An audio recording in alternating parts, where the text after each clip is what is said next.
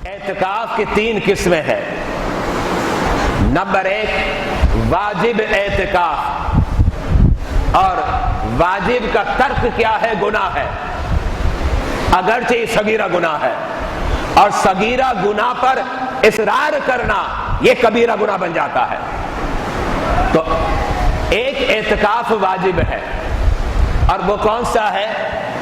نظر کا اعتکاف، یعنی کسی نے یہ نظر مان لی کہ میرا فلاں کام اگر ہو گیا تو میں 1 دن کا اعتکاف کروں گا، اور وہ نظر زبان سے مانتا ہے، محض دل میں نہیں بلکہ زبان سے کلمات استعمال کرتا ہے، اب یہ کیا ہو گئی؟ نظر ہو گئی۔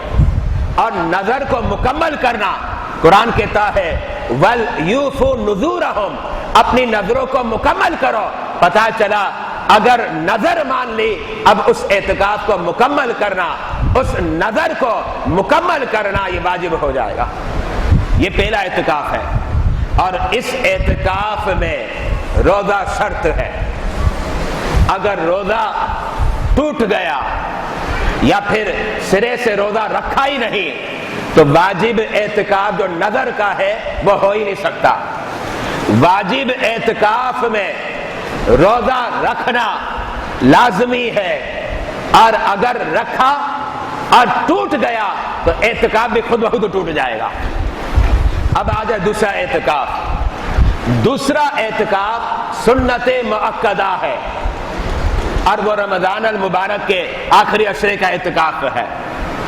اب آپ کہیں گے سنت مؤکدہ، اس سنت کی تو بڑی تاکید ہے، لیکن علماء نے کتابوں میں لکھا یہ سنت مؤکدہ علی الکفایہ ہے، جس کا مطلب یہ ہے اگر شہر میں ایک شخص نے بھی مسجد کے اندر اعتکاف کر لیا سارے کے سارے مسلمان بری ہو گئے، لیکن اگر ایک نے بھی اعتکاف نہیں کیا تو اب یہ سنت مؤکدہ کا ترک ہے، جسے اساءت برا کہا جاتا ہے۔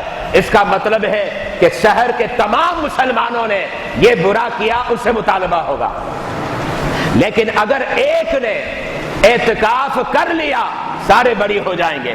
تو رمضان المبارک کا جو آخری عشرے کا اعتکاف ہے اگرچہ سنت مؤکدہ ہے لیکن علی الکفایہ ہے۔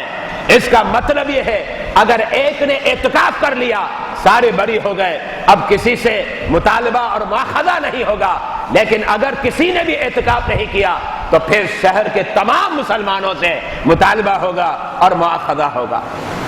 یہ تو ہو گیا دوسرا اعتکاف۔ اور دوسرے اعتکاف میں بھی روزہ لازمی ہے، بغیر روزے کے اعتکاف نہیں ہوگا۔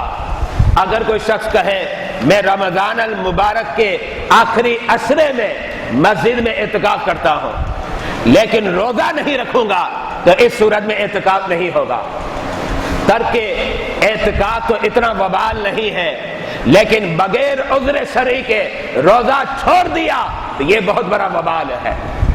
لیکن بغیر روزے کے اگر وہ اعتکاف کرنا چاہتا ہے تو اعتکاف ہوگا ہی نہیں۔ یہاں تک کہ اگر کوئی شخص مسجد میں آ گیا، روزے بھی رکھتا ہے اور عشرہ آخرہ کا اعتکاف بھی کرتا ہے، لیکن کسی وجہ سے اس کا روزہ ٹوٹ گیا، جیسے روزہ ٹوٹا اعتکاف خود بخود ٹوٹ جائے گا۔ اس لیے کہ جو واجب اعتکاف ہے اس میں روزہ رکھنا لازمی ہے، اور جو سنت مؤکدہ علی الکفایہ یعنی رمضان المبارک کے آخری عشرے کا اعتکاف ہے، اس میں بھی روزہ رکھنا لازمی ہے۔ یہ دونوں اعتکاف کی قسمیں بغیر روزے کے ہوتی ہی نہیں ہے۔ اگر روزہ رکھا اور ٹوٹ گیا تو یہ اعتکاف بھی از خود ٹوٹ جائے گا، خود بخود ٹوٹ جائے گا۔ یہ ہو گئے 2 قسم کے اعتکاف۔ اب آ جائے تیسرا اعتکاف کون سا ہے؟ یہ مستحب ہے، فقہا نے اپنی کتابوں میں لکھا، اور وہ اعتکاف کیا ہے؟ جب بھی آپ مسجد میں داخل ہوں نیت کر لیں نویت سنت الاعتکاف، یہ نفلی اعتکاف ہے۔ اس اعتکاف میں روزے کی کوئی پابندی نہیں ہے۔